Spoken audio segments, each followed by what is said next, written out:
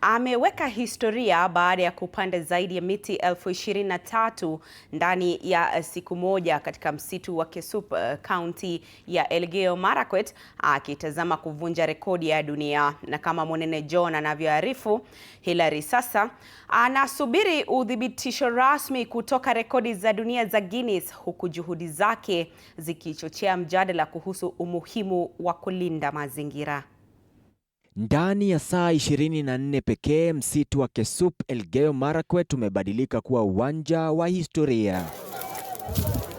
Hilary Kiplagat akipanda miti 23,326, hatua ambayo sasa inaweka matumaini ya kuvunja rekodi ya dunia ya upanzi wa miti kwa saa 24.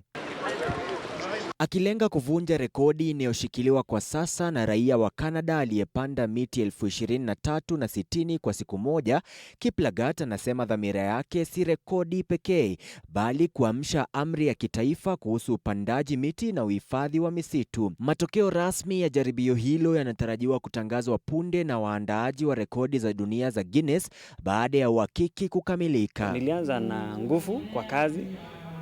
Pale nilipofika mahali kidogo nilianza kuchoka, lakini kilichonifanya niweze kuendeleza ama kuona ya kwamba sijakufa roho ni kwamba ninapenda mambo ya mazingira kabisa, iko kwa roho yangu, sana sana upanzi wa miche. Baada ya juhudi hizo nzito, Kiplagat alipokea matibabu huku akipongezwa kwa hatua yake ya kipekee, wazazi wake wakisimulia safari yake, wakielezea kuwa amekuwa na ari ya kulinda mazingira tangu utotoni. Mimi naambia kijana yangu, pongezi kijana yangu kwa sababu umefanya kazi yenye hata hao wengine hawakufanya. I tell him ongera, I tell him that we will move forward with him and we offer all the support as a government. Iwapo atafanikiwa, Hilary Kiplagat hataweka tu rekodi mpya ya dunia, bali pia ataacha alama ya kudumu katika vita dhidi ya mabadiliko ya tabia nchi.